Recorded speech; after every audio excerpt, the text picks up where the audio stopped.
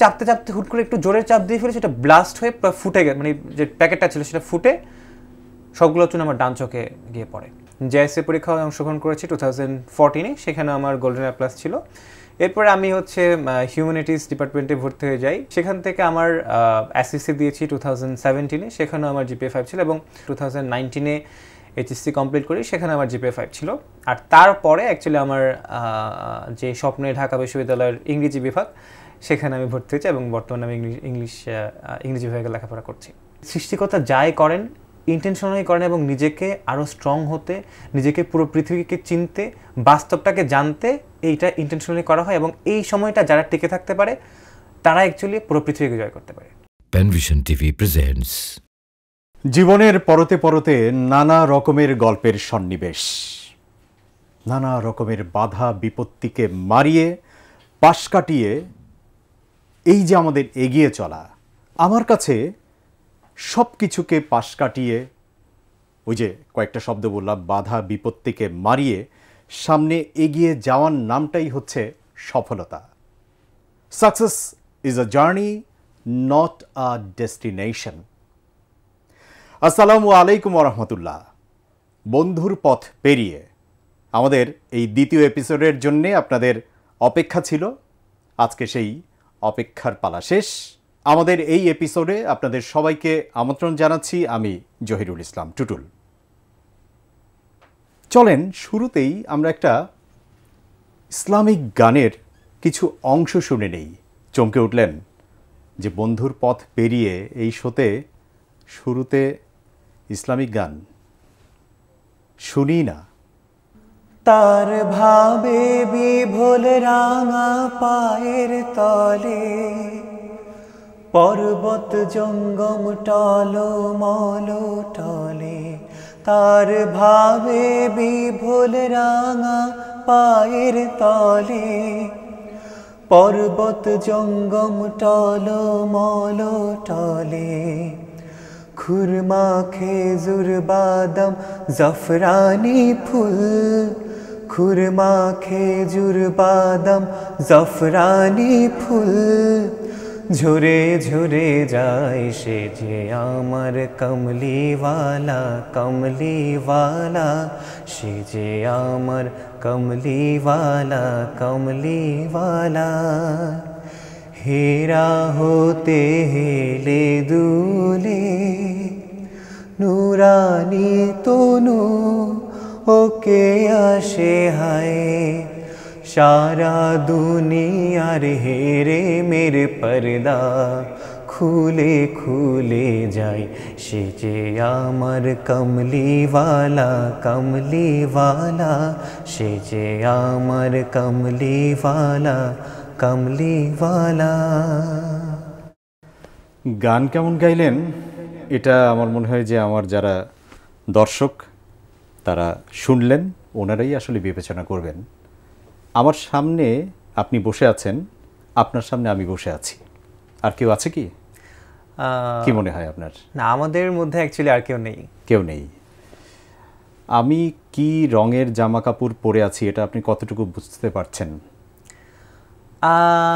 আমি মোটামুটি গেস করতে পারছি, কারণ আমি হচ্ছে ব্রাইট কালার্সগুলো ভালোই বুঝতে পারি। সো আমার মনে হয় আপনি অনেকটা লাল রঙের একটা জামা পরে আছেন। অনেকটা, হ্যাঁ, bit confused. Yes, a bit confused. দর্শক, শুরুটা যেভাবে হলো বন্ধুর পথ পেরিয়ে, তাতে করে আপনারাও কিছুটা দ্বিধাদ্বন্দ্বে ভুগছিলেন যে আজকের এই বন্ধুর পথ পেরিয়ের দ্বিতীয় এপিসোডে, যেটার জন্য অনেক দিন আপনারা অপেক্ষা করেছেন, সেখানে আমাদের প্যানভিশনের অন্য যে প্রোগ্রামগুলো, বিশেষ করে গানের প্রোগ্রামগুলো, আজকেও কি এরকম কিছু একটা হতে যাচ্ছে কিনা যে শুরুতেই একটা ইসলামিক গান হয়ে গেল। কিন্তু এরপরে ওনার সাথে আমার যে আলাপচারিতা হচ্ছিল আমাদের আজকের অতিথির সঙ্গে, তাতে কিন্তু কিছুটা হলেও এখন বুঝতে পারছেন আমার সামনে যে সাইফুদ্দিন রাফি বসে আছেন, আমাদের আজকের অতিথি, তিনি একজন দৃষ্টি প্রতিবন্ধী। যদিও প্রতিবন্ধী শব্দটার সঙ্গে আমার কোনো সম্পর্ক নেই। কেন নেই সেটা আসলে গল্পের পরতে পরতেই আমরা বুঝতে পারব। উনি জন্মান্ধ, আবার জন্মান্ধ নন। কেমন যেন তালগোল পাকিয়ে যাচ্ছে না শুরুতেই? সহজ করে দিচ্ছি, চলেন আজকের গল্পে যাই। সাইফুদ্দিন রাফি, আপনাকে স্বাগত জানাচ্ছি আমাদের বন্ধুর পথ পেরিয়ে নামের চমৎকার এই আয়োজনে প্যানভিশন টেলিভিশনের পর্দায়। কেমন লাগছে আপনার? আমার কাছে চমৎকার লাগছে। আপনাকে অসংখ্য ধন্যবাদ এবং প্যানভিশন টিভিকে অসংখ্য ধন্যবাদ আমাকে এই ধরনের একটা প্ল্যাটফর্মে আমার স্টোরি বলার সুযোগ করে দেওয়ার জন্য।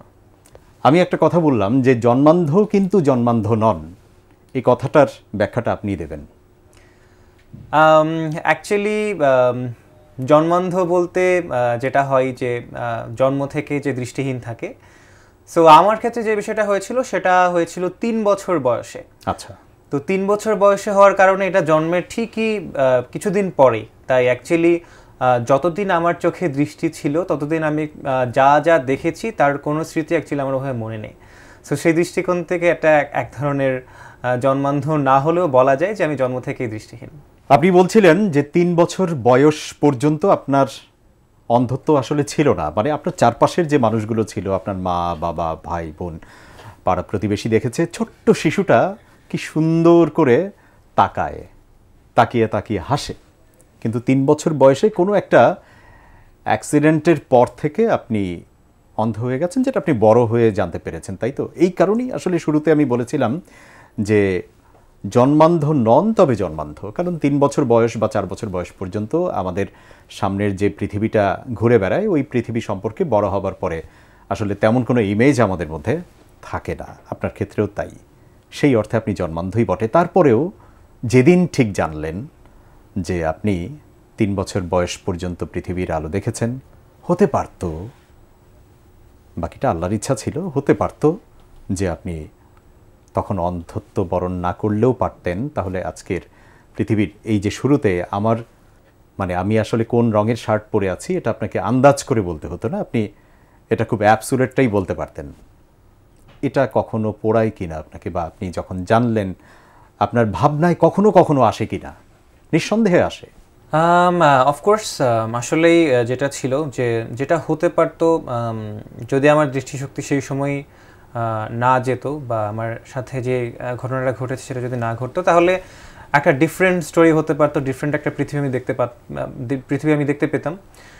সো এইটা আসলে মাঝে মাঝে আমার হতাশা কাজ করে, স্পেশালি যখন আমি দেখি যে সমাজের মধ্যে বেশ কিছু জায়গায় আমার সাথে কোনো ধরনের বৈষম্য হচ্ছে। যখন এই জিনিসটা আমি দেখতে পাই যে আমার মধ্যে একটা ক্যাপাবিলিটি আছে, বাট স্টিল আমার সেই স্কিলটা আমি শো করতে পারছি না, বা একটা মিসকনসেপশন প্রচলিত হয়ে যাচ্ছে সবার মধ্যে, তখনই আমার কাছে মাঝে মাঝে হতাশা কাজ করে যে এই জিনিসটা না হলেও পারতো। সাইফুদ্দিন রাফি, আপনার স্কুল, কলেজ এবং আমি জানি এখন আপনার ইউনিভার্সিটি হচ্ছে দেশের সর্বোচ্চ বিদ্যাপীঠ ঢাকা বিশ্ববিদ্যালয়। তার আগে স্কুলিংটা বলেন, কলেজটা কোনটা ছিল, বেড়ে ওঠা কোথায় ছিল, আর এরপরে ঢাকা বিশ্ববিদ্যালয়ের দিনকাল কেমন যাচ্ছে আপনার? শুরু থেকেই বলি একটু, আমি হচ্ছে একটা এডুকেটেড ফ্যামিলি থেকে আমার জন্ম হয়েছে। সো আমার বাবা ইংরেজি বিষয়ের শিক্ষক ছিলেন। বাবা 2015-এ পরলোক গমন করেন। তো আমার ফ্যামিলিটা মোটামুটি এডুকেটেড। আমার বড় আপু বর্তমানে হাই স্কুলে জব করছে, আইসিটি টিচার, এবং আমার মেঝো আপু, যে আমার ইমিডিয়েট সিনিয়র, সে বর্তমানে চট্টগ্রাম ইউনিভার্সিটি থেকে মাস্টার্স করছে এবং ইস্টার্ন ব্যাংক লিমিটেড ইবিএল-এ জব করছে।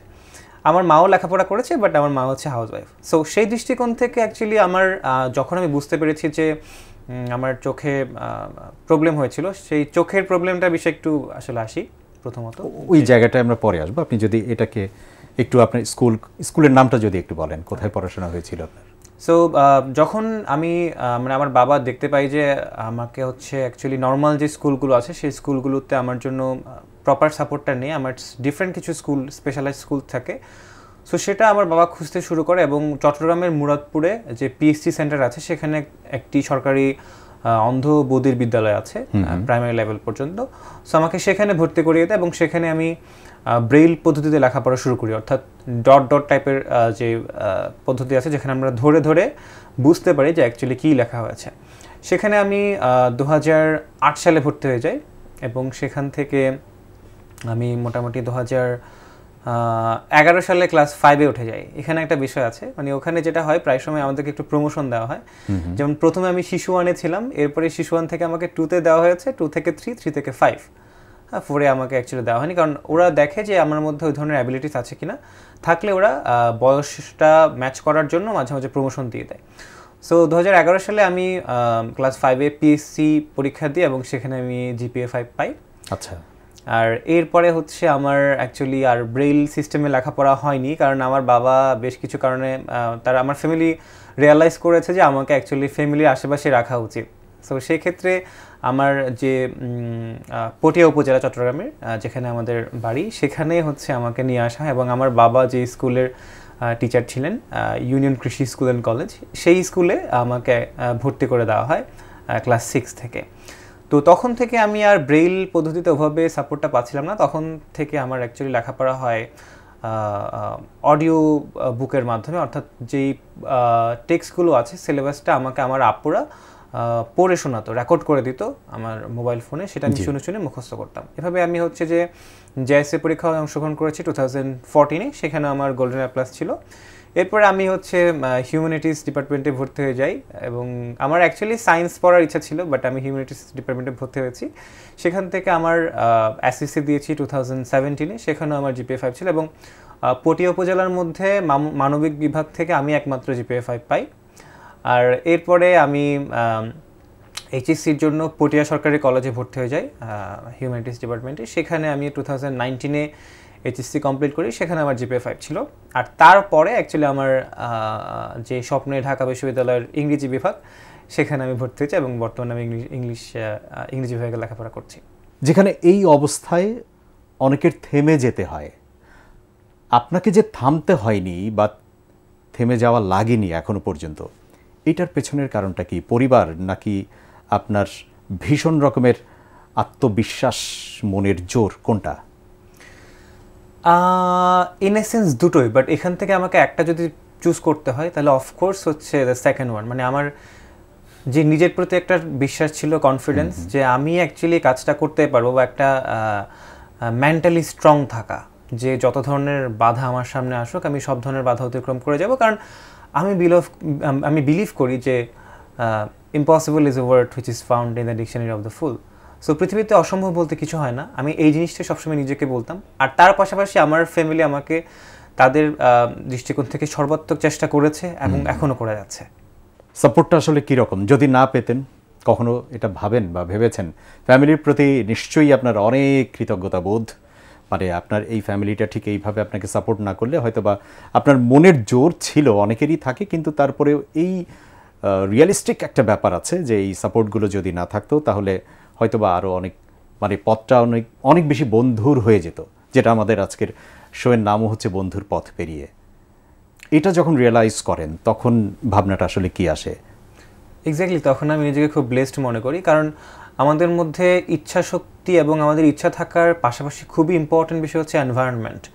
সো ওই এনভায়রনমেন্টটা আমার ফ্যামিলি আমাকে অনেকটাই প্রোভাইড করতে পেরেছে, যেটা আমার মতো অন্যান্য যারা আছে ওদের অনেকের ক্ষেত্রে হয়তো এই ধরনের এনভায়রনমেন্ট থাকে না। এবং আমি তাদের লাইফ স্টোরিটা দেখেছি, তাদের বেশিরভাগ ক্ষেত্রে তাদের লাইফটা আরও একটু ডিফিকাল্ট, আরও বেশি ডিফিকাল্ট হয়ে যায়। সো সেই জায়গা থেকে আমি অফকোর্স ব্লেসড নিজেকে মনে করছি যে আমি এমন একটা ফ্যামিলিতে জন্মগ্রহণ করতে পেরেছি। সাইফুদ্দিন রাফি, এই যে পথ চলা, এই পথ চলাটা আসলে অতটা সহজ নয়। ছোট্ট করে একটু বলবেন কি যে ধারণাটা আমাদের মধ্যেই হয় যে আপনি কি করে রিক্সা ঠিক করলেন, কি করে গাড়িতে উঠলেন, কি করে অফিস পর্যন্ত এলেন? আপনার সাথে কে এসেছে আজকে? আমি আজকে একাই এসেছি। একা এসেছেন? কোত্থেকে? আমি এসেছি শাহবাগ থেকে, অর্থাৎ ঢাকা বিশ্ববিদ্যালয়ের যে বিজয় একাত্তর হল আছে। শাহবাগটা কেমন আসলে আপনার কাছে? আমাদের কাছে শাহবাগ মানে হচ্ছে, আচ্ছা একটু মিলাই আপনার সাথে, আগে মিলাই। হ্যাঁ, আমার কাছে শাহবাগটা আসলে প্রচুর একটা কোলাহলপূর্ণ জায়গা। সেটা তো আমাদের কাছেও প্রচুর শব্দ হচ্ছে। আমি হচ্ছে বেসিক্যালি আমার কাছে শব্দটাই খুবই ইম্পর্টেন্ট, আশেপাশে শব্দটা আমি সেন্সগুলো প্রচুর কাজ করার চেষ্টা করি। শাহবাগে কি কি আছে বলেন তো? শাহবাগে একটা থানা আছে খুবই ফেমাস। আচ্ছা। তারপরে মেট্রো স্টেশন আছে যেটা রিসেন্টলি হয়েছে। জি। এবং শাহবাগে আমি ওখান থেকে মাঝে মাঝে ফ্রুটস কিনি। আচ্ছা। তো ওখানে ফ্রুটসের দোকান আছে। আর শাহবাগে অনেকগুলো ফার্মাসি আছে, মেডিসিনের। আচ্ছা, শাহবাগে আর কি কি হয় বলেন তো? শাহবাগ এমন একটা জায়গা যেখানে মানে মানুষজন এসে নিজেদের অধিকার এটা সেটা নিয়েও তো বসে, মিছিল হয়। আচ্ছা, সেই শাহবাগ থেকে এলেন কি করে আমাদের অফিস পর্যন্ত? একা? হ্যাঁ, আমি একাই এসেছি। আমি বেসিক্যালি শাহবাগের মানে পাশেই আমাদের হলটা, বিজয় একাত্তর হল। তো আমি সাধারণত একাই যাতায়াত করি, সেটা ঢাকায় হোক, ঢাকার বাইরে হোক, ভেতরে হোক। যেমন আমার বাড়ি চট্টগ্রাম, আমি চট্টগ্রামেও ঢাকা থেকে একা একাই চলাফেরা করি। আচ্ছা, সেটা কীভাবে করছি, আমি হচ্ছে রিক্সা কিংবা উবার সার্ভিস নিয়ে থাকি। সো আমি যখন আসবো এখানে আসার আগে আমি অলমোস্ট রেডি হয়ে গিয়েছি, তো 5 মিনিট আগে আমি আমার ফোনটা অন করলাম। ফোন অন করে আমি অ্যাপ্লিকেশন উবারটা অন করে দিয়েছি, সেখানে আমি সার্চ করে দিয়েছি যে প্যানভিশন টিভি। তো সেখানে আমি আমার ফোন কল আসলো যে হ্যাঁ একজন ড্রাইভার যাবে। তাকে আমি বলেছি ঠিক আছে আপনি লোকেশনে চলে আসুন। তো 5 মিনিটের মধ্যে আমি নিচে নেমে গিয়েছি এবং উনি আমার গেটে এসে প্রস্তুত। সেখানে এসে আমি ম্যাপে আমি ফোনে দেখছিলাম যে সে আমার থেকে কত মিটার দূরে আছে। এই দেখার ব্যাপারটা কি ছিল? এক্স্যাক্টলি, এটা এই দেখছিলাম বলার কারণেই তো আমরা কনফিউজড হয়ে যাই ভাই। ওকে ওকে। সো আমার কাছে দেখাটা হচ্ছে শুনে শুনে দেখা। আচ্ছা, অর্থাৎ আমার ফোনে একটা সফটওয়্যার আছে টকব্যাক নামে, যেটা অ্যান্ড্রয়েড ফোনে থাকে। অ্যাক্সেসিবিলিটিতে গেলে আপনার অপশনটা পেয়ে যাবেন।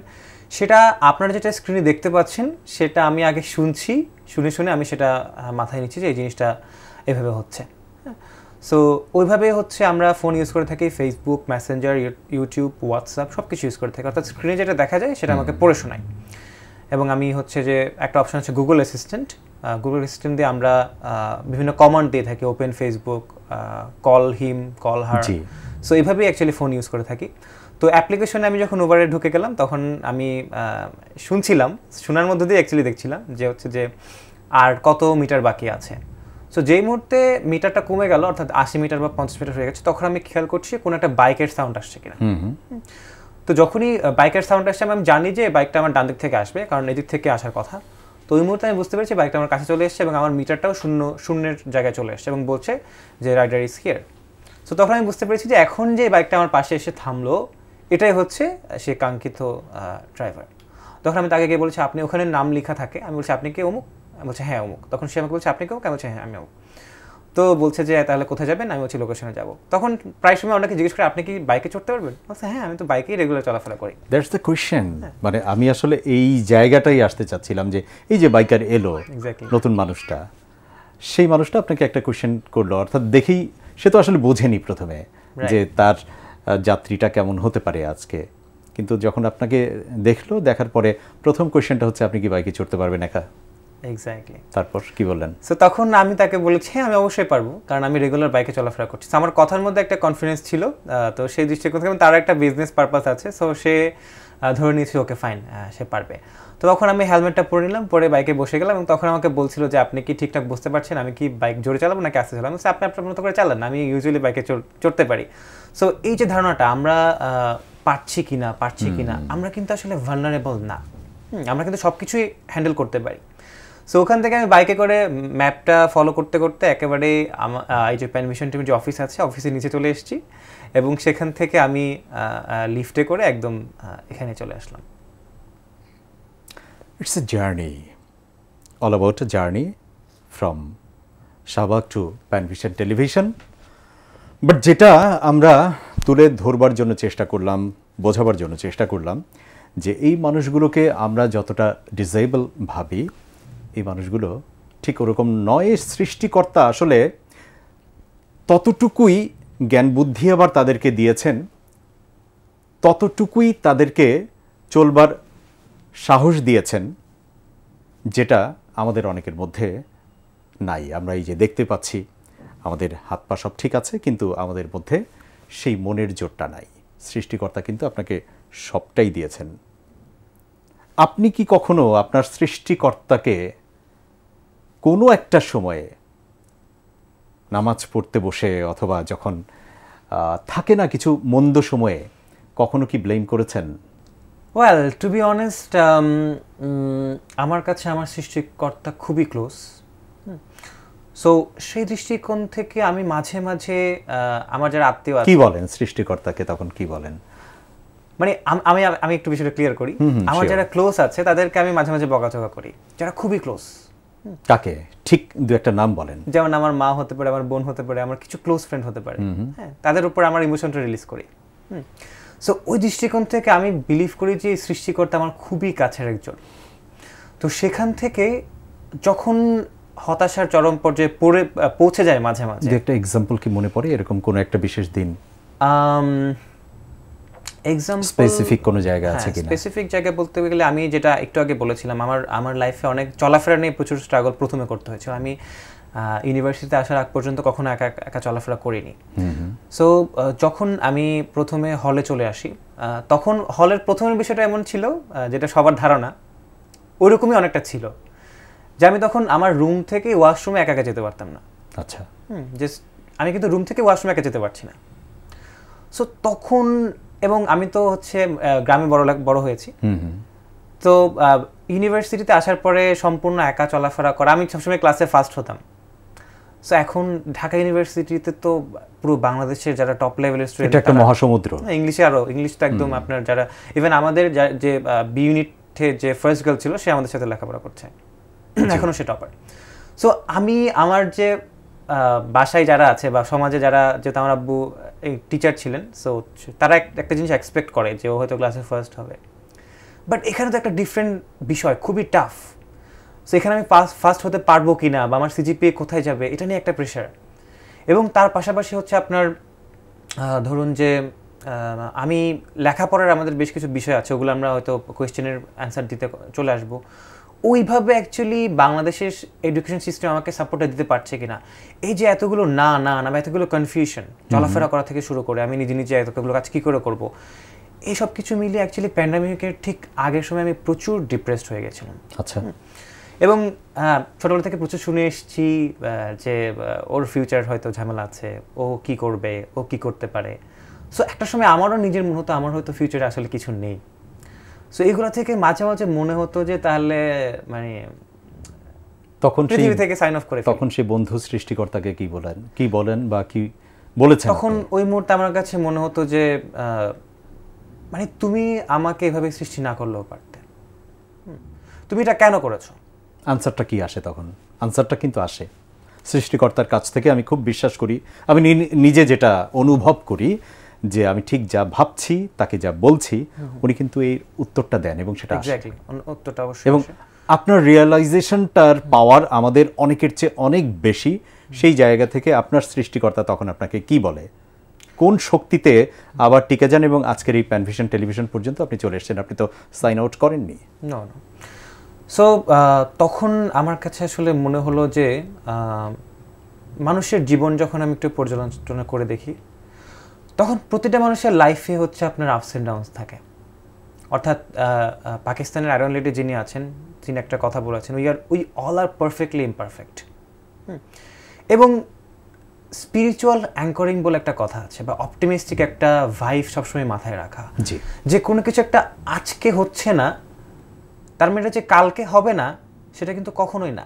এখন আজকে কিছু একটা হচ্ছে না, এই জন্য যদি আমি পৃথিবী থেকে চলে যাই, তাহলে কালকে কী হবে সেটা আমি দেখতে পারবো না।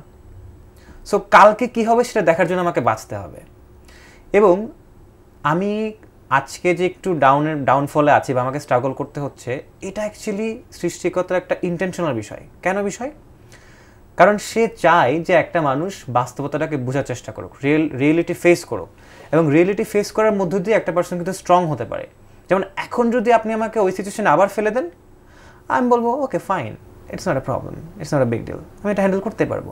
সো ওই জন্যই তখন আমি অ্যান্সারটা ওভাবেই পেয়ে যাই যে তোমাকে এখন কোনো কিছু একটাতে সাফার করতে হচ্ছে, এর মানে তোমার সামনে অনেক বেটার কিছু ওয়েট করবে। এবং আমি ওই মুহূর্তে যখন আমি নিজেকে হোল্ড করে রাখতে পেরেছিলাম বলে আজকে আস্তে আস্তে আমার আমার লাইফস্টাইল চেঞ্জ হতে আছে এবং পজিটিভলি চেঞ্জ হতে আছে। তারপরেও আরও বেশ কিছু ইস্যু ছিল, মেন্টালি বিষয়ে আমাকে সাফার করতে হয়েছিল। তখন আমি কখনো হাল ছেড়ে দিইনি, এবং এখন আমি বলতে থাকবো যে আমি ঢাকা আসার পর থেকে যত দিন যাচ্ছে তত আমার লাইফস্টাইল আস্তে আস্তে বাড়তে থাকছে। যেন আমি প্রথমে যেটা বলেছিলাম যে আমি প্রথম যখন ঢাকা এসেছি, তখন আমি রুম থেকে ওয়াশরুমে যেতে পারছি না, ওয়াশরুম এখান থেকে পাশাপাশি এখানে, বাট আজকে আমি ওখান থেকে এখানে চলে এসেছি একা একা।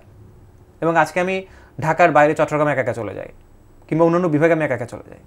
সো তখন যদি আমার যখন মনে হয়েছিল যে আল্লাহ তুমি আমাকে এই জিনিসটা কেন দিয়েছো, আমার তুমি মানে সৃষ্টিকর্তা ইজ বায়াসড, আর সৃষ্টিকর্তা ইজ মানে আমাদের প্রতি অন্যায় করেছে, তাহলে ওই মুহূর্তে হয়তো আমি নিজেকে অন্য কিছু একটা করে ফেলতে পারতাম। তাহলে তখন কিছু একটা করে ফেলে আমি যে এখন আমার সাকসেস, এটা কিন্তু আমি দেখতে পারতাম না। সো অ্যান্সারটা ঠিক এরকমই হয় যে সৃষ্টিকর্তা যাই করেন ইন্টেনশনালি করেন এবং নিজেকে আরও স্ট্রং হতে, নিজেকে পুরো পৃথিবীকে চিনতে, বাস্তবটাকে জানতে এইটা ইন্টেনশনালি করা হয়, এবং এই সময়টা যারা টিকে থাকতে পারে তারা অ্যাকচুয়ালি পুরো পৃথিবীকে জয় করতে পারে। খেলিছ এ বিশ্বলয়ে বিরাট শিশু আনো মনে আনো মনে।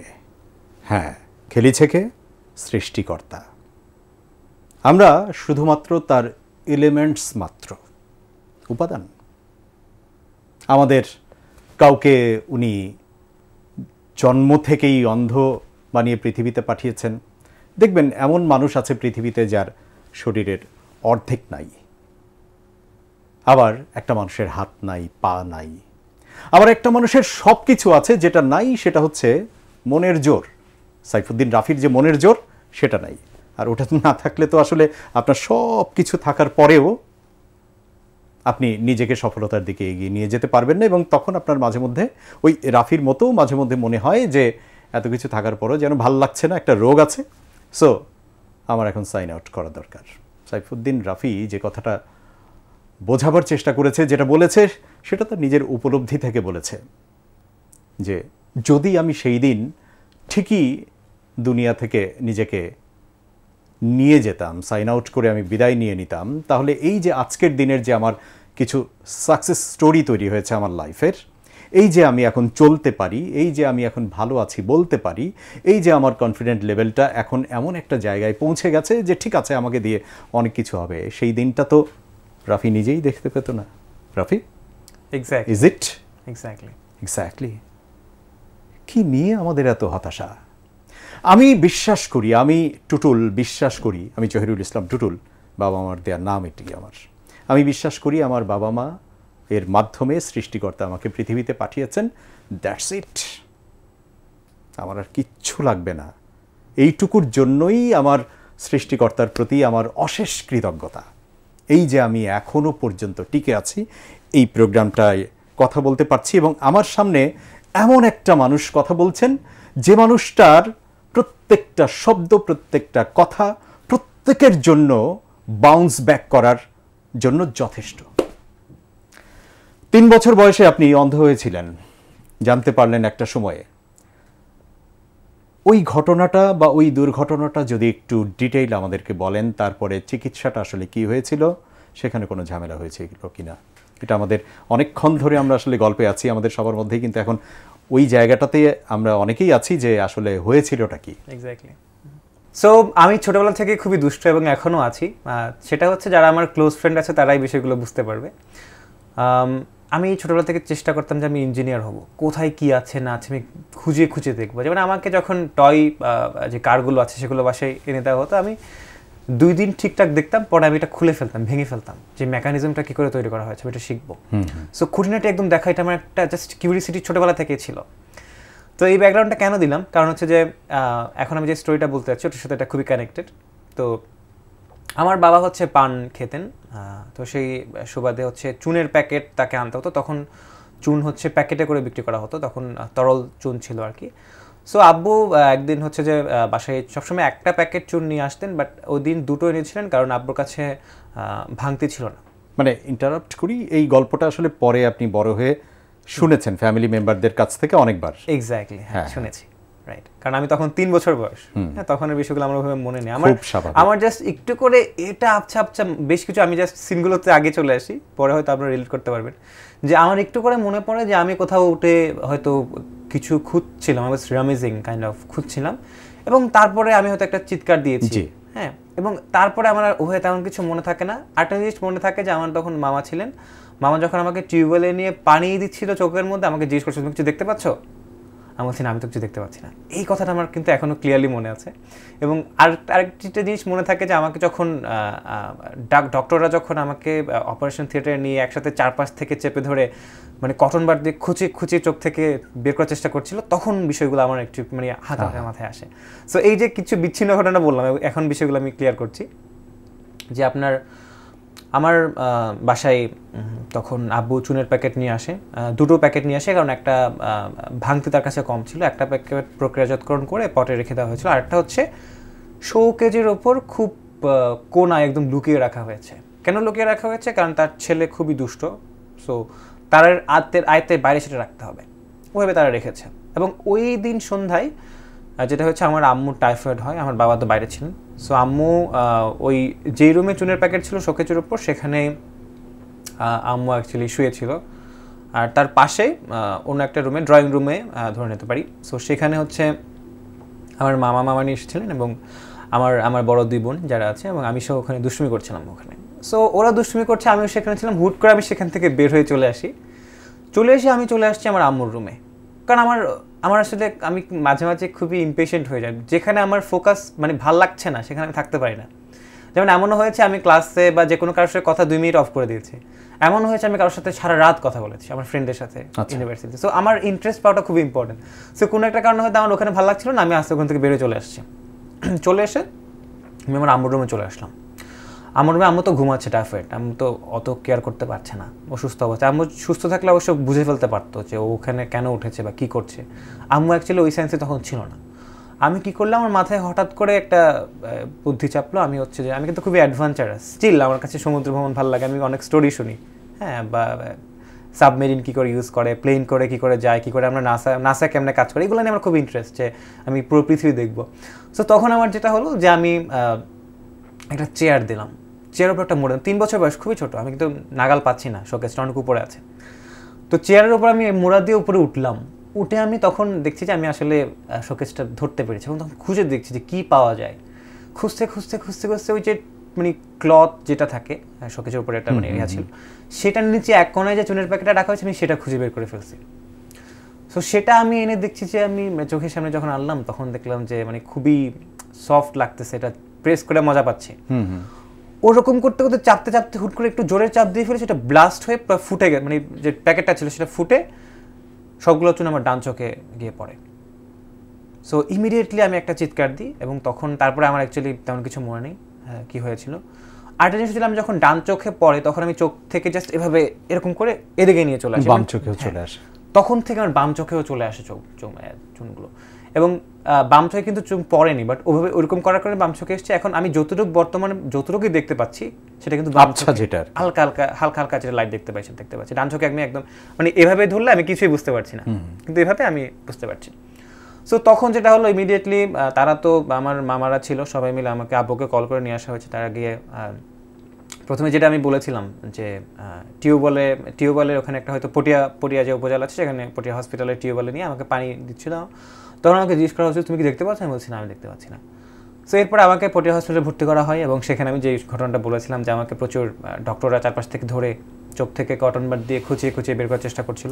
হ্যাঁ, সো তখন আমার প্রচুর হচ্ছিল, সেটা আমি বুঝতে মাথায় এখনও গেঁথে আছে। তারপরে পটিয়া হসপিটাল থেকে তারা বললো তারা এটা পারবে না, এবং তখন চট্টগ্রামে পাহাড়তলি আছে আই হসপিটাল, খুবই পপুলার, ওখানে চলে যাই। এবং ওখানে একজন ডক্টর মাস্তুরা, তিনি অ্যাকচুয়ালি চার্জে ছিলেন। সো তিনি বলেছেন যে এটা তিনি হ্যান্ডেল করতে পারবেন, এবং আমার ফ্যামিলি তো তখন খুবই এমনিতেও সেন্স খুব কাজ করছে না, খুব আনএক্সপেক্টেড একটা বিষয় হয়ে গেছে। যখন চিন্তা করলো যে ঠিক আছে এটা এখানে যেহেতু হয়ে যাবে, তাহলে হয়তো এখানে হয়ে যেতে পারে, কারণ ডক্টররা তো ডক্টরদের চেয়ে বেশি আমরা তো বুঝবো না।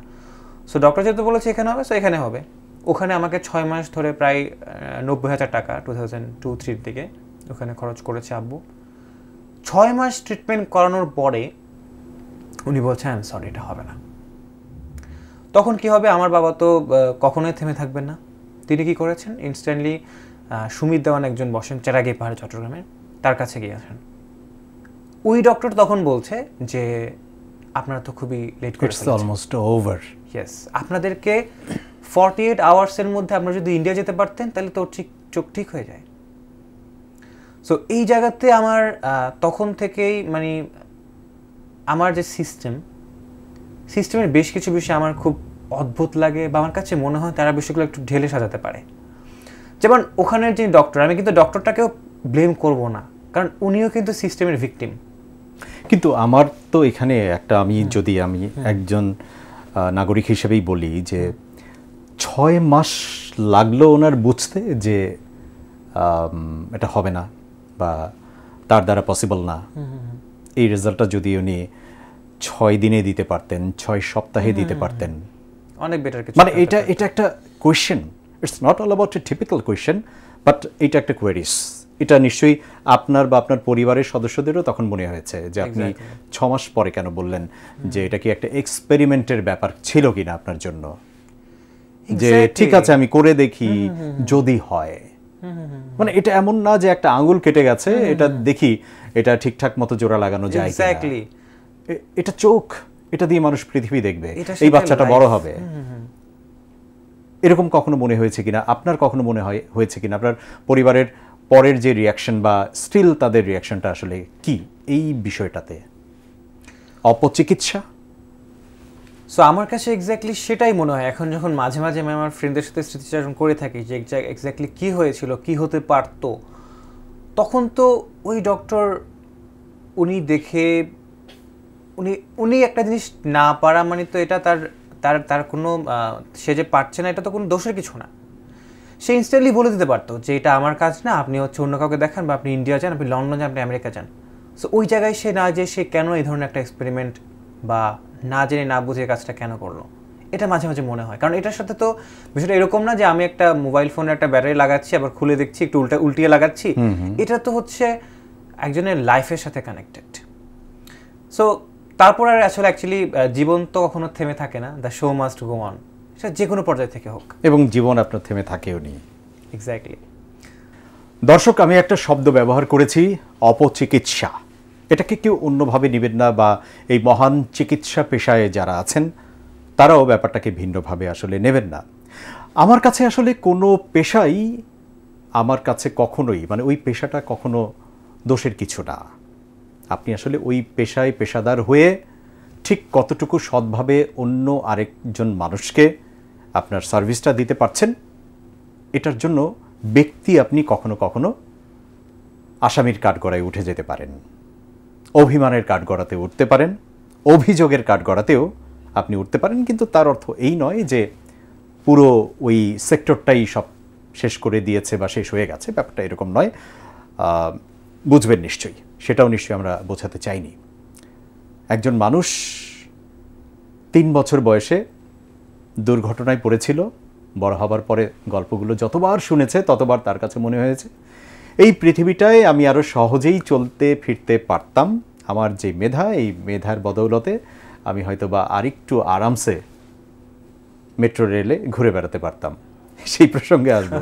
নিশ্চয়ই আপনি ঘুরে বেড়াচ্ছেন, মেট্রো রেলে উঠছেন। আপনি অফ এয়ারে আপনার সাথে একটা গল্প হচ্ছিল, সেই গল্পটা একটু বলবেন, আমি শুনবো। তবে তার আগে যেটা বলতে চাচ্ছিলাম যে তারপরেও ওই যে কিছু অভিমান অভিযোগ তো থেকেই যায়। কখনো কি এরকম মনে হয়েছে যে বাবা যদি চুনের প্যাকেটটা না রাখতো তাহলেও তো এরকম না হতে পারতো? ছোট্ট করে জিজ্ঞাসা। ওয়েল, যে কোনো কিছু থেকে যে কোনো কিছু হতে পারতো, বাট আমি হচ্ছে আমার বাবাকে কখনো এই জায়গাতে ওভাবে দেখি না যে বাবা কখনো এই ধরনের কিছু করছে। কারণ তারা, আমার ফ্যামিলি ওভারঅল চেষ্টা করেছে বিষয়টা আমার আয়ত্তের বাইরে রাখার জন্য। এবং তারপরে যেই সিকোয়েন্সগুলো এসছে, যে আমি একটু ছোটো করে বলি, যে আমার যখন ওখান থেকে বলা হয়েছিল যে টু লেট হয়ে গেছে, তারপর আমাকে ইন্ডিয়া সাজেস্ট করে যে এখন আপনারা গিয়ে দেখেন। এরপরে আমার বাবা আমাকে 3 বার ইন্ডিয়া নিয়ে যায়, এবং তখন 2002-03 দিকে আমার পিছনে প্রায় 5 লক্ষ টাকা খরচ করেছে। সো আমার বাবা চাইলে পারতো যে না, এটা হয়ে গেছে, আমার এত দূরে যাওয়ার কোনো দরকার নাই, ওইভাবে আছে ওইভাবে থাকুক, হ্যাঁ। কিন্তু বাবা তার জায়গা থেকে 100% এফোর্টটা দিয়েছে, এবং আমার ফ্যামিলির প্রতিটা মেম্বার আমাকে 100% এফোর্ট দিচ্ছে। স্টিল আমি কোথায় যাচ্ছি, কি করছি, মানে আমার ফ্যামিলির সাথে খুবই ক্লোজ। আমি সব কিছু আমি শেয়ার করে থাকি। ঘুরে ফিরে বাবার কথাই বারবার আসছে। হ্যাঁ, আমি যতদূর জানি, এবং গল্পের পরতে পরতে অনেক সময় আমরা বুঝতে পেরেছি যে আপনার সেই বাবা 2015 সালে আল্লাহর ডাকে চলে গেছেন। বাবা নেই আপনার। বাবা আপনাকে দেখে গেলেন তাহলে কোন ক্লাস পর্যন্ত? ক্লাস 9 পর্যন্ত। ক্লাস 9 পর্যন্ত দেখে গেলেন। আজকে এই অবস্থানে তার আদরের রাফিকে যদি উনি দেখতেন, ওনার কেমন লাগতো? আমার কাছে মনে হয় সে বিষয়টা খুব পছন্দ করত। কারণ আমার বাবা ছোটোবেলা থেকে চাইতেন যে আমি দেশের সর্বোচ্চ বিদ্যাপীঠে লেখাপড়া করে এবং ভালো করে একটা নিজের মতো করে জীবনটাকে গড়তে চাই। এবং স্পেশালি আমার বাবা চাইতেন যে আমি মিউজিক্যাল যে বিষয়গুলো আছে, মিউজিক্যাল ফিল্ডে আমি একটা ভালো অবদান থাকুক। সর্বোপরি আমার বাবা একজন ইংলিশের টিচার ছিলেন, সো আমি তার বিষয়টাকে মাথায় রেখে ইংরেজি পড়া এবং আরও বেশ কিছু বিষয় মাথায় ছিল। এবং আমার বাবার কিছু কোয়েশ্চেন আমাকে মানে আমার সবাইকে বলতো যে তুমি কে, তুমি কোথায় যেতে চাও, তুমি কোথায় আছো, এগুলো মাথায় রাখবে। সো বাবার সাথে শেষ দিকের সময়গুলো কেমন ছিল, বা দু একটা স্মৃতি যদি একটু বলেন, বাবা কিভাবে মারা গেলেন এই বিষয়টা যদি একটু বলেন, সেটা আপনাকে সন্তান হিসেবে কতটুকু পড়ায়? নিশ্চয়ই পড়ায়। আমার বাবাও নেই, আমি ঠিক ক্লাস 9-এ যখন আমি ছিলাম আমার বাবাও একই সময় আমাকে বা আমাদেরকে ছেড়ে চলে গিয়েছিলেন। স্টিল আমার কাছে মনে হয় যে এই মানুষটা কোনো একটা সময় তার সেই সাদা পাঞ্জাবি পাজামা পরে এসে আমার সামনে দাঁড়াবেন। মানে আমার বাবাকে অলওয়েজ আমার কাছে মনে হয় যে একজন ভিজিবল কেউ। এক্স্যাক্টলি, আমি যেটা বলছিলাম যে প্রথমে ওই কথাটাতে আসি, যেটা আপনি যেটা বলছেন যে অলওয়েজ হয়তো বাবা আমার আশেপাশে আছে। হ্যাঁ, এই জিনিসটা আমিও ফিল করি যে বাবার যে মডেল ছিল, বাবার যে ড্রিম ছিল, সেগুলো কিন্তু সবসময় আমাকে, যখন আমি থেমে যাই তখন কিন্তু আমাকে পুশ করে যে তোমাকে এগিয়ে যেতে হবে। আর বাবার সাথে শেষের দিকে আসলে এক্সপিরিয়েন্সগুলো, আমার বাবা একটু খুবই বাসায় আসতে মানে প্রচুর কাজকর্ম করতে হতো। স্কুলে দেখা যাচ্ছে স্কুল ছুটি হয় 4টা বাজে, বাট বাবা স্কুল থেকে আসতেন রাত 8টা বাজে। সো এক্সট্রা কিছু কাজকর্ম ওখানে করতো, বা টিউশন ছিল, অন্যান্য কাজকর্ম থাকতো। মাঝে মাঝে দেখা যাচ্ছে একটু মেজাজ গরম আছে, সো তখন বাসার অন্য সবার সাথে একটু গরম দেখালেও কিন্তু আমার সাথে খুবই ফ্রি থাকতো। আমি যা খুশি, মানে দেখা যায় যে বাবার মাথা যখন গরম থাকে তখন কিন্তু অন্যরা কেউ এসে হুট করে কিছু একটা বলতে পারে না, বাট আমি এসে বলে দিলে কিন্তু আব্বু বিষয়টা খুব ইজিলি নিয়ে নিত যে না, ও বলেছে, ফাইন। সো ওখান থেকে একটা চমৎকার সম্পর্ক বাবার সাথে তখন থেকেই ছিল। আর বাবার চলে যাওয়ার পরে কিন্তু আমিও অনেক দিন ধরে স্বপ্নের মধ্যে উঠে দেখতাম যে এই হয়তো পাশে আছে, বা এখানে হয়তো দাঁড়িয়ে আছে, এখানে হয়তো এই করে আছে। সো ওগুলো প্রায় সময় আমাকে করতো। বাট ওই যে একটা কথা বলেছি যে the show must go on, so ওখান থেকেও অ্যাকচুয়ালি মুভ করে আমাকে বের হয়ে চলে আসতে হয়েছে, এবং এখনও কন্টিনিউ করছি। আর একটা ছোট্ট ইনসিডেন্ট যেটা বলবো, যেদিন বাবার হচ্ছে সেরিব্রাল স্ট্রোক হয়েছিল, বেসিক্যালি অনেকটা হার্ট অ্যাটাকের মধ্যে একটা। সো ওটা যেদিন হয়েছিল, আমাদের স্কুল যেটা আছে সেটা অ্যাকচুয়ালি আমাদের বাসার খুবই পাশে, 2 মিনিটের রাস্তা, 300 মিটার বা এই ধরনের হতে পারে। তো আব্বু সবসময় দেখা যেত যে খুবই পাঞ্চুয়াল ছিল, 10টা থেকে ক্লাস শুরু হয়, কিন্তু 10:50-এর মধ্যে আব্বু অলমোস্ট স্কুলে হাজির।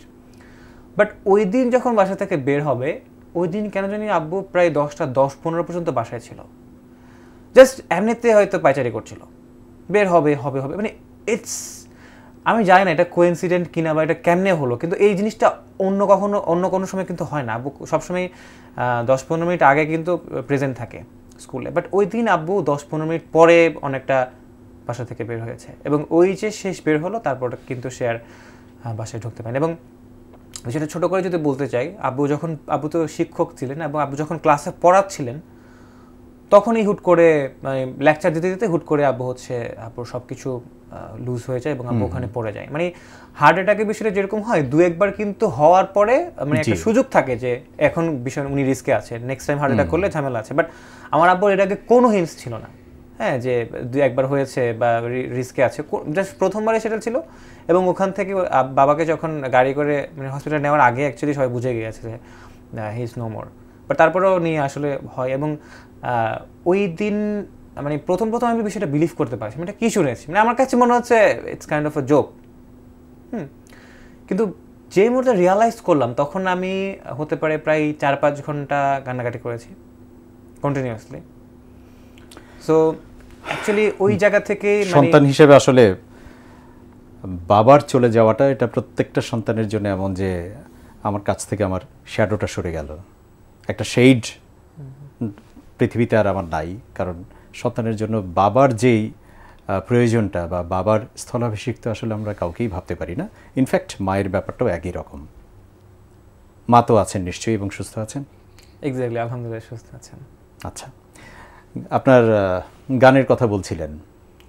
রাইট। আচ্ছা, লেখাপড়ার পাশাপাশি আপনি আসলে কি পারেন? আপনি গান পারেন এটা আমরা জানি, এবং একটা রিয়েলিটি শোতে আপনার অবস্থানটাও ভালো ছিল, সেটাও আমরা দেখেছি বা জেনেছি। এছাড়া আর কি করতে পারেন বা করতে ভালো লাগে আপনার? আমি যে বর্তমানে বিভিন্ন বেশ কয়েকটা সংগঠনে জড়িত আছি, যেমন আমাদের ঢাকা ইউনিভার্সিটিতে আছে physically challenge development foundation, PDF, ওখানে আমি জয়েন্ট সেক্রেটারি হিসেবে কাজ করছি। তার পাশাপাশি জয়ধ্বনি একটা কালচারাল অর্গানাইজেশন আছে, সেখানে আমি এক্সিকিউটিভ মেম্বার। আর রিসেন্টলি বঙ্গবন্ধু শিশু কিশোর মেলায় যুক্ত হয়েছি এবং লিড একাডেমি নামে একটি অনলাইন প্ল্যাটফর্ম আছে, এডুকেশনাল প্ল্যাটফর্ম, সেখানে আমি ইনক্লুসিভ এডুকেশনের উপর একটা কোর্স ইনস্ট্রাক্ট করেছি। আর তার পাশাপাশি হচ্ছে ভিজুয়ালি ইম্পেয়ার্ড পিপল সোসাইটি ভিপস, সেখানে আমি কম্পিউটার ট্রেনিং করেছি। এবং রিসেন্টলি আরেকটা আমরা যারা ডিফারেন্টলি অ্যাবল পার্সন আছি ভিজুয়ালি ইম্পেয়ার্ড, তারা মিলে একটা নতুন সংগঠন আমরা লঞ্চ করতে যাচ্ছি। ওখানে আমরা অ্যাকচুয়ালি সোসাইটির জন্যই কাজ করব, আমাদের বিষয়গুলো নিয়ে কাজ করব। এবং তার পাশাপাশি সেভ ইউথ একটা সংগঠন আছে, সেভ ইউথ হচ্ছে আপনার students actions against violence everywhere. ওখানে আমি হচ্ছে টিম লিড হিসেবে কাজ করছি ডিসেবিলিটি অ্যান্ড ইনক্লুশন সেক্টরে। সো মোটামুটি আমার এই ধরনের কোনো না কোনো প্রোগ্রাম আমার থেকেই থাকে। আমার মানে অনেকগুলো সেক্টরে আপনি কাজ করছেন, অনেকগুলো সংস্থার সঙ্গে কাজ করছেন এবং লিড পজিশনে আছেন। এখানে একটা বিষয় আমার জানতে চাওয়া, আমার দর্শকদেরকে সামনে রেখেই, যে অনেক অনেক সংস্থা আমরা করি এবং সেটা নানা রকমের আমাদের উদ্দেশ্য থাকে এবং শেষ পর্যন্ত সেই উদ্দেশ্যগুলো টেবিল টকের মধ্যেই থাকে এবং এক্সিকিউশন পর্যায়ে আর যায় না। আমাদের দেশে একটা কথা চাউর আছে যে যত না মানুষ তার চেয়ে বেশি সংগঠন বা সংস্থা। প্রতিদিনই এখানে সেখানে একটা করে সংগঠন হয়, সংস্থা হয় এবং সেটা আবার ঘটা করে নানা রকমের নির্বাচন হয়, এই হয় সেই হয়। আপনি অনেকগুলো সংগঠনের সঙ্গে জড়িত এবং আমি যতদূর জানি এই বিষয়গুলো নিয়ে আমি যতটুকু স্টাডি করেছি, আপনাদের এক্সিকিউশন পয়েন্টটা আসলে খুব বেশি ভিজিবল। মানে আপনারা কাজ করেন এবং করবার জন্যেই সংগঠনটা করেন। যতগুলো সংস্থার নাম বললেন, সংগঠনগুলোর নাম বললেন যেটার সঙ্গে আপনি আছেন, আপনি যখন এর সঙ্গে জড়িত আছেন বা হচ্ছেন বা কাজ করছেন, কেন করছেন আসলে? এক কথায় বলতে গেলে হচ্ছে একটা অ্যাওয়ারনেস ক্রিয়েট করা। এবং সেটা কি হচ্ছে আসলে? অ্যাওয়ারনেসটা আমরা যেই পরিমাণে আপনারা যেভাবে চাচ্ছেন, এটা তো চারপাশ থেকে ওই সহযোগিতাটা আবার দরকার, তাই না? এক্স্যাক্টলি, একদম রাষ্ট্রের সর্বোচ্চ পর্যায় থেকে সেটার ইমপ্লিমেন্ট দরকার। সেই ইমপ্লিমেন্টেশন কি হচ্ছে? সেই ইমপ্লিমেন্টেশন আসলে ওভাবে হচ্ছে না। সো ওই জায়গাতেই অ্যাকচুয়ালি আমরা যেহেতু রাষ্ট্রীয়ভাবে কাজগুলোভাবে করা যাচ্ছে না বা করছে না সামহাউ, এই জন্যে আমরা বিভিন্ন সংগঠন চেষ্টা করছি ওটা কিছু পরিমাণে মিটিগেট করতে। কিন্তু এটা দিন শেষে কিন্তু ওভাবে সাকসেসফুল হচ্ছে না। জাস্ট এটা আমাদের জায়গা থেকে একটা এফোর্ট করছি এবং এটার কারণে অনেকে বেনিফিটেড হচ্ছে, লাইফস্টাইল অনেকটাই বেটার হচ্ছে, কিন্তু আমরা প্রপারলি নিজেদেরকে যেভাবে দেখতে চাই সেই জায়গাতে কিন্তু আমরা পৌঁছাতে পারছি না। কীভাবে দেখতে চান? দেখুন, স্পেশাল যদি আমি আমার কথা বলি বা যারা যখন রাস্তায় বের হচ্ছেন সবকিছু মিলিয়েই যদি বলেন, এক্স্যাক্টলি আমাদের জন্য একটা টেকনোলজিক্যাল এনভায়রনমেন্ট খুবই ইম্পর্ট্যান্ট। যেমন আমাদের যে ডেভেলপ কান্ট্রি যেগুলো আছে, ইউরোপের কান্ট্রিগুলো, আমেরিকা, ইউকে, কানাডা, ওখানে যারা ভিজুয়ালি ইম্পেয়ার্ড আছে, দৃষ্টিহীন, তারা কার চালাচ্ছে, ওখানে তারা বাইক চালাচ্ছে, ওখানে ম্যাথমেটিশিয়ান আছে, ওখানে ইঞ্জিনিয়ার আছে। সো এই যে জায়গাগুলো কিন্তু বাংলাদেশের মধ্যে আমরা দেখতে পাচ্ছি। যেমন ছোট্ট করে যদি বলতে চাই, চলাফেরার কথা যেহেতু আসছে, আমাদের জন্য যে স্পেশাল কিছু সিস্টেম লাগে, অর্থাৎ ফুটপাতের মধ্যে স্পেশাল কিছু জায়গা থাকা, তারপর মেট্রোর মধ্যে যে জায়গাগুলো থাকা, এগুলো অনেকার্থে এখন বর্তমানে দেওয়া হচ্ছে। কিন্তু এই যে জনগণ যে অ্যাওয়ার থাকবে বা সিস্টেমটাও যে একটু স্ট্রিক্ট হবে এই সকল বিষয়গুলো নিয়ে, এই জায়গাতে অ্যাকচুয়ালি ওটার ইমপ্লিমেন্টেশনটা হচ্ছে না। মানে নিয়মটা আছে কিন্তু ওটার ইমপ্লিমেন্টেশন হচ্ছে না। কীরকম? যেমন ধরুন, আমি রিসেন্টলি যখন মেট্রোতে গিয়েছিলাম, তখন মেট্রো রেলে, হ্যাঁ মেট্রো রেলে গিয়েছিলাম, তখন হচ্ছে যে ওখানে আমাদের জন্য কিছু স্পেসিফিক জায়গা থাকে, বলতে ব্রেইল জেল বলা হয়। ওখানে ইয়েলো কালার থাকে, যেগুলো আমরা হাঁটার সময় পায়ে বুঝতে পারি যে আমরা ওই লাইনটাতে আছি। আচ্ছা, আমি নিজে জানতাম না। আমি ভাবতাম যে এখানে এই টাইলসগুলোর সঙ্গে মাঝখানে এই ইয়েলো টাইলসটা আসলে কেন, এবং সেটা কিন্তু ওই ডট ডট ডট দেয়া। এক্স্যাক্টলি, এই জন্যই কি?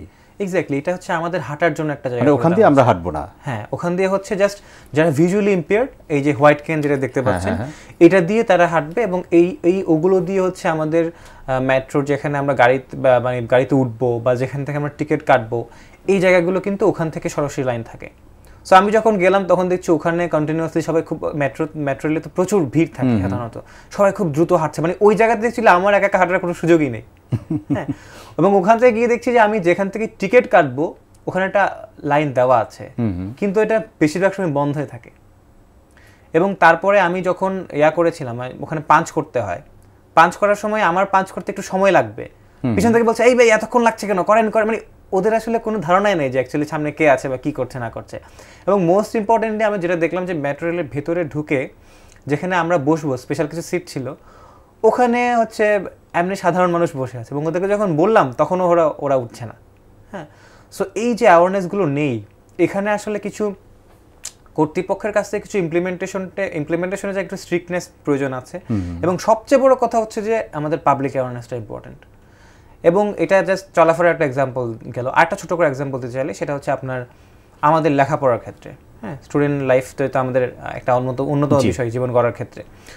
সো আমি যদি ইউকের একটা ইউনিভার্সিটির দিকে তাকাই, ইউনিভার্সিটি অফ লিডস, সেখানে একটা কর্তৃপক্ষ আছে, একটা গ্রুপ আছে, সেই গ্রুপটা হচ্ছে আমাদের জন্য যারা ভিজুয়াল ইম্পেয়ার্ড পিপল আছে ওদের সিলেবাসটা কালেক্ট করে ক্লাস শুরু হওয়ার 1.5 থেকে 2 মাস আগে সব কিছু অ্যাক্সেসিবল ফরম্যাটে করে দেয়, যেভাবে আমরা পড়তে পারি, পিডিএফগুলো বা রেকর্ড করে দেওয়া ওভাবে করে দেয়। কিন্তু আমাদের দেশে আমি আমার ডিপার্টমেন্ট বা আমার ডিপার্টমেন্টে আমি কখনো ব্লেম করছি না, ডিপার্টমেন্ট আমাকে অসম্ভব সাপোর্ট দিয়েছে। বাট আমার বিষয়টা হচ্ছে ডকুমেন্টেশন, যে একটা সিস্টেম থাকবে যে এখানে এই ধরনের এই ভিজুয়াল ইম্পেয়ার্ড স্টুডেন্ট আসলে তাই সে এই ফেসিলিটিসগুলো পাবে, এগুলো পাবে। ওই ধরনের কোনো ডকুমেন্টেশন অ্যাকচুয়ালি আমি আমার ইউনিভার্সিটি দেখিনি। সো যাই হোক, আসলে লটস অফ থিংস যে আপনি চাইলে এটা বলতে পারবেন এবং আরও অনেক বিষয় আপনি ফেস করছেন। আমার কাছে যেটা সবসময় মনে হয় সেটি হলো যে, বা পুরো গল্পে মনে হচ্ছে সেটি হচ্ছে আপনার ফ্যামিলির সাপোর্টটা অনেক বড় একটা বিষয়। আপনার মনের জোর তো ডেফিনেটলি আপনাকে এই পর্যন্ত নিয়ে এসেছে।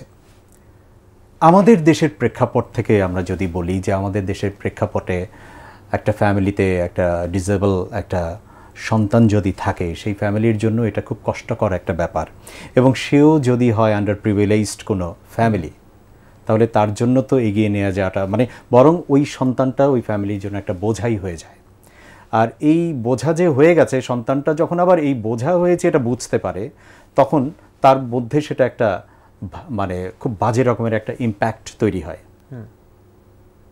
তো এই সব কিছু মিলিয়ে আপনি যেই অ্যাওয়ারনেসের কথাটা বললেন, সবাই তো আসলে ঠিক এইভাবে ব্লেসিং চাইল্ড না যে ফ্যামিলি পাশে থাকবে, তারপর এগিয়ে নিয়ে যাবে, তার চিকিৎসার জন্য দেশের বাইরে নিয়ে 5 লক্ষ টাকা পর্যন্ত খরচ করে ফেলবে তার বাবা।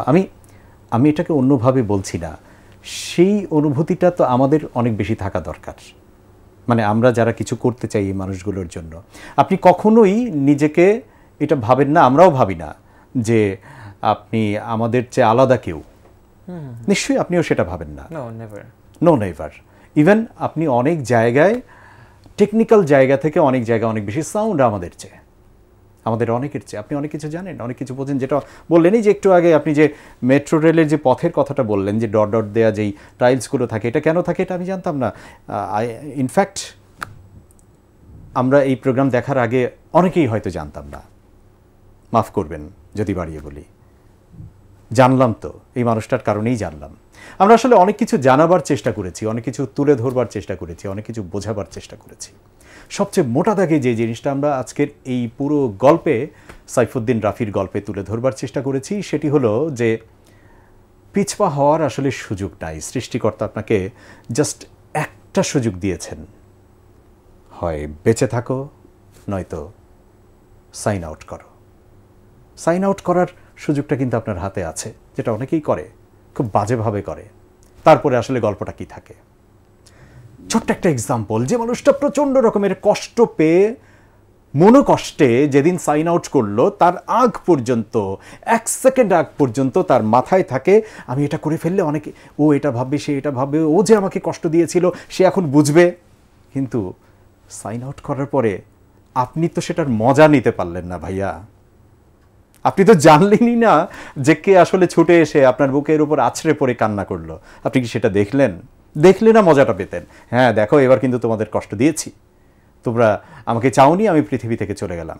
এই মজাটা তো, বা এই যে জিতে যাওয়ার, হেরে গিয়ে জিতে যাওয়ার যে একটা ইচ্ছে, মারাত্মক রকমের ভয়ঙ্কর ইচ্ছে, এই ইচ্ছের যে মজাটা নেওয়া, সেটা তো আপনি নিতে পারেন নাই। কিন্তু সেটা নিচ্ছে সাইফুদ্দিন রাফি, যে বহুবার চেয়েছিল যে না, এইভাবে পৃথিবীতে না থাকলেও আমার চলে। প্যান্ডামিকের আগে সে মারাত্মক রকমের বাজে সময় পার করেছে, সব গল্পটা হয়তো এখানে বলেও নি, কিন্তু বুঝতে পেরেছি আমরা। কিন্তু আজকে যদি টিকেই না থাকতো তাহলে এই যে সফলতার পথে এগোচ্ছে এই মজাটা সে নিতে পারতো না। আমরা আমাদের আজকের আয়োজনের একদম শেষটাই চলে এসেছি। অনেক কথা নিশ্চয়ই বলাই হলো না। মোটা দাগে এখন যেটা বলবেন সেটি হচ্ছে সামনের দিনগুলোতে আপনি আপনাকে ঠিক এখন থেকে 10 বছর পরে কোন অবস্থানে দেখতে চান? আমার ছোটবেলা থেকে নাকি আরো ছোট করে বলবো 5 বছর পরে? এনিওয়েজ 5 বছর 10 বছর আমি আমার প্ল্যান হচ্ছে যে আমি উচ্চশিক্ষায় শিক্ষিত হব, ওটা আমার মাথায় আছে। সো সেই জন্য আমি বর্তমানে 4th ইয়ারে আছি, অনার্স 4th ইয়ারে। আমার প্ল্যান হচ্ছে যে আমি রিসেন্টলি হয়তো বাংলাদেশে কোনো জবে ঢুকবো, কিন্তু আমার মোটা দাগে ইচ্ছা হচ্ছে আমার গান নিয়ে অনেক দূর যাওয়ার ইচ্ছা আছে, এবং তার পাশাপাশি আমি হায়ার স্টাডি করে নিজেকে কোনো একটা জায়গায় লেকচারার হিসেবে দেখতে চাই। এবং তার পাশাপাশি এই যে ইনক্লুসিভ সোসাইটি যেখানে সবাইকে অন্তর্ভুক্তি করা হবে মেইন স্ট্রিমে, সেটার জন্য আমি সবসময় অ্যাওয়ারনেস ক্রিয়েট করব এবং হচ্ছে বিভিন্ন সংগঠনের সাথে যুক্ত থাকব। এবং সাইকোলজিক্যালি যদি বলতে চাই তাহলে হচ্ছে যে just never give up, the show must go on. যখন মানুষের লাইফে যে জীবনে যখনই আসে একটা জিনিস মাথায় রাখতে হবে যে এই জিনিসটা দেওয়া হয়েছে এই কারণ যাতে আমি এটা পার হয়ে যেতে পারি। পার হয়ে যেতে পারলে কিন্তু অবশ্যই সামনে আমাদের একটা লাইট আছে। যেমন যদি আমরা বিশ্বকবি রবীন্দ্রনাথের ভাষায় বলতে চাই যে মেঘ দেখে কেউ করিস নে ভয়, আড়ালে তার সূর্য হাসে। সো সূর্য হাসবেই, সূর্য আপনাকে হাসাতে হবে। একটা খুব পার্সোনাল কোয়েশ্চেন শিওর জিজ্ঞেস করবো? অফকোর্স। জীবন চলার পথে এখন মা আছেন, বোন আছেন, আমি জানি না বিশেষ কেউ আছেন কিনা, কোনো একটা সময়ে ঠিক কীরকম মানুষকে ঠিক আপনার পাশে চান যে মানুষটাও আপনাকে একইভাবে অনুপ্রেরণা যোগাবে? ওয়েল, বিশেষ কেউ আছে কি নাই সেই বিষয়ে আসলে বলছি না, বাট না, আমরা সেই বিষয়ে যেতে চাচ্ছি না। সো বাট বিষয়টা হচ্ছে যে আমার কাছে মনে হয় আমি এমন কাউকে চাই যে হচ্ছে যে বাস্তবতাকে বুঝবে, যে খুব স্মার্ট হবে। এবং স্মার্টনেসের ডেফিনিশন আমার কাছে এটা যে যখন যেই সিচুয়েশন আসে সেটাকে হ্যান্ডেল করতে জানা, এবং দিন শেষে সে আমাকে বুঝবে এবং যে কোনো সিচুয়েশন আমার পাশে থাকবে। আর অবশ্যই আমার যে স্বপ্নগুলো আছে সেগুলো পূরণে সে আমাকে সহায়তা করবে। আল্লাহ রাব্বুল আলামিন কবুল করুক। গান নিয়ে আমরা শেষ করব, কারণ গান দিয়েই শুরু করেছিলাম। আপনার একটা গান আপনি গেয়েছিলেন, মানে আপনার কণ্ঠে একটা কাভার করেছিলেন, অফ এয়ারেও শুনেছিলাম। আজকে ওই গানটারই 2-1 লাইন শুনবো নাকি অন্য কোনো ইসলামিক গান? আপনি ইসলামিক গান গাইতে তো পছন্দ করেন। জি জি অবশ্যই। শুরুটা আমরা করেছিলাম এই কারণেই, আসলে দর্শক নিশ্চয়ই এতক্ষণে বুঝেছেন যে কেন আসলে গান দিয়ে শুরু, কারণ এই মানুষটার গল্পে গল্পে পরতে পরতে গান নিয়ে তার একটা স্বপ্ন নিয়ে উনি কথা বলেছেন। গান নিয়ে ছোট্ট করে যদি বলেন যে আপনি গানের বেসিকটা কবে থেকে আপনার মধ্যে এলো বা কিভাবে শিখেছেন? গানের ক্ষেত্রে কিন্তু আমার বাবা খুবই খুবই ইম্পর্টেন্ট, কারণ আমি ছোটবেলা থেকে প্রচুর বাজাতে পছন্দ করতাম হারমোনিয়াম, মানে গাওয়ার চেয়ে বাজানোটা বেশি ফোকাস করতাম। তখন বাবা কী করলো, একটা হারমোনিয়াম কিনে এনে দিল এবং আমাকে প্রচুর কন্টিনিউয়াসলি বলতো রেয়াজ করো রেয়াজ করো রেয়াজ করো। সো তখন থেকে অ্যাকচুয়ালি তখন বাজানোর মধ্যে বেশি ফোকাসটা ছিল। পরে তো বাবা মারা যান, তখন একটু ঝামেলা হয়। বাট রিসেন্টলি যখন ঢাকায় ভর্তি হয় তখন আমি দেখলাম যে আমাদের একটা স্কুল অফ আর্ট আছে বিজয় একাত্তর হলে, সেখানে হচ্ছে আপনার সব ধরনের ইনস্ট্রুমেন্ট আছে এবং সবাই গান করছে। তখন আমার কাছে মনে হয় যে আমার তো এটা একটা অ্যাবিলিটি আমার মধ্যে আছে। সো ছোটোবেলা আমি যেটা গান শিখেছিলাম যতটুকু, সেটা হচ্ছে আপনার বাসায় শিখেছিলাম। প্রায় ধরুন আমি হচ্ছে তখন যেহেতু বাসা থেকে দূরে থাকতাম, তো বাসায় যখন ছুটিতে যেতাম সামার ভ্যাকেশন বা উইন্টার ভ্যাকেশন, তখন আমাকে রেগুলার গান শেখাতে আসতেন একজন রুনা ম্যাডাম নামে। কারণ অ্যাকচুয়ালি গান শিখে হচ্ছে সপ্তাহে 1 দিন করে, বাট আমি রেগুলার শিখতাম, ওটা ছিল। তারপরে হচ্ছে আপনার শিল্পকলা চট্টগ্রামে, সেখানে কাজল মজুমদার স্যারের কাছে 1 মাস শিখেছিলাম। তারপর ওভাবে ফর্মালি শেখা হয়নি, তারপর থেকে সম্পূর্ণ নিজে নিজে শেখা। তো এখন রিসেন্টলি যেটা বলছিলাম যে ঢাকায় আসার পরে আমার কাছে মনে হলো যে আমি গান করতে পারবো। তো সেখান থেকে অ্যাকচুয়ালি আমার শুনতে পেলাম যে একটা স্পেশাল প্রোগ্রাম আমাদের জন্য অ্যারেঞ্জ করা হয়েছে, তো সেটাতে অ্যাটেন্ড করে ফেললাম এবং করে সেখানে আমি ফার্স্ট রানার আপ হয়েছি। এবং এটা আমার লাইফে অনেক দিক থেকে অনেক বুস্ট আপ করেছে নিজেকে। মানুষ আরও চিনেছে আপনাকে, মানুষ আরও চিনেছে। এবং আমার মানে আমি যখন আপনি কিছু একটা করেছেন এবং এটা যখন রেকগনাইজড হয়, তখন কিন্তু আপনার মনে হয়েছে না আমি রাইট বা আমি এটা পারবো। সো ওই ধরনের একটা ফিলিংস আমার মধ্যে একটা কনফিডেন্স তৈরি করেছে। সো ওই জন্যে আমি চাই যে আমার বেশ কিছু মৌলিক গান থাকবে এবং হচ্ছে গান নিয়ে আমি পুরো পৃথিবীতে থাকতে চাই এবং এতে করে আমি পুরো মানুষ মানে পৃথিবীর মানুষের মাঝে আমি বেঁচে থাকতে চাই।